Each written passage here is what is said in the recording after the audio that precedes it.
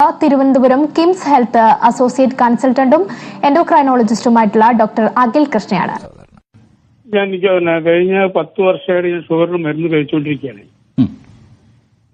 ഇന്ന് രാവിലെ ഞാൻ ഷുഗർ നോക്കുമ്പോൾ എനിക്ക് ഫാസ്റ്റിംഗില് 128 അതിന് ഭക്ഷണം കഴിച്ചത് കുറഞ്ഞ് നോക്കുമ്പോൾ എനിക്ക് 250 വന്നു, 52.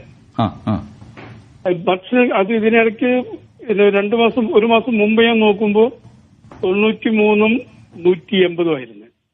93 180 ആയിരുന്നു 1 മാസം മുന്നേ. അതെ, 1 മാസം മുന്നേ. ഓക്കെ. ഇപ്പൊ നോക്കുമ്പോ എനിക്ക് കൂടുതൽ ഇതല്ലേ. അപ്പൊ ഇന്ന് രാവിലെ നോക്കുമ്പോഴാണ് ഇത് 128 223 223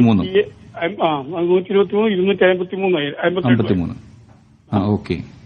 ശരി, ഇത് രാവിലെ നോക്കിയത് എങ്ങനെ? പറയൂ. ഇത് ഈ വേരിയേഷൻ വരുന്ന എന്താണെന്ന് ഞാൻ ചോദിക്കും. ഇത്രയും കൂടുതൽ വേരിയേഷൻ എങ്ങനെ വരുന്നു? ഇത് ഒന്നാമത്തെ കാര്യം, ഇത് രാവിലെ ഏതെങ്കിലും വീട്ടിലുള്ള എന്തെങ്കിലും മെഷീനിൽ ചെക്ക് ചെയ്തതാണോ അതോ ലാബിലോട്ട് പോയി ചെക്ക് ചെയ്താണോ? വീട്ടിലുള്ള എന്റെ മറ്റേ മെഷീനിൽ ചെക്ക് ചെയ്തതാണ്. മെഷീനിൽ ചെക്ക് ചെയ്തതാണ്. ഓക്കെ. അപ്പം അതിനെ നമ്മൾ എമർജൻസി പർപ്പസ്, ഞാൻ പറഞ്ഞില്ലേ, ഒരു POCT എന്ന് പറയുന്ന ഒരു വിഭാഗത്തിൽപ്പെട്ടതാണ്. ഓക്കെ, നമുക്ക് ആവശ്യമുള്ള സാധനമാണ്, കാരണം എമർജൻസിക്ക് നോക്കേണ്ട കാര്യമാണ്. ഓക്കെ, അതിനകത്ത് നമുക്ക് ടെസ്റ്റ് റിസൾട്ടുകൾ നല്ല വേരിയേഷൻ ഇടയ്ക്ക് കാണിക്കാൻ സാധ്യതയുണ്ട്. ഓക്കെ, അങ്ങനെയുള്ള ഘട്ടത്തിൽ പ്രത്യേകിച്ച് നമ്മൾ ചെയ്യേണ്ട കാര്യം എന്ന് വെച്ചാൽ പിറ്റേ ദിവസം ഏതെങ്കിലും ലാബറട്ടറിയിൽ പോയി പ്രോപ്പറായിട്ടുള്ള കൺഫർമേറ്ററി ടെസ്റ്റ് തന്നെ ചെയ്യുക.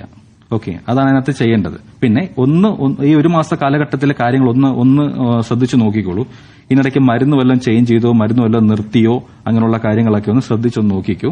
ഓക്കെ, പിന്നെ ആഹാരം ക്രമീകരണം എന്ന് പറയുന്നത് ഓവറായിട്ട് ചെയ്യുന്നുണ്ടോ എന്നുകൂടെ ഒന്ന് ശ്രദ്ധിച്ചോണം, കാരണം അതും തിരിച്ചടിക്കുന്നൊരു സംഭവമാണ്.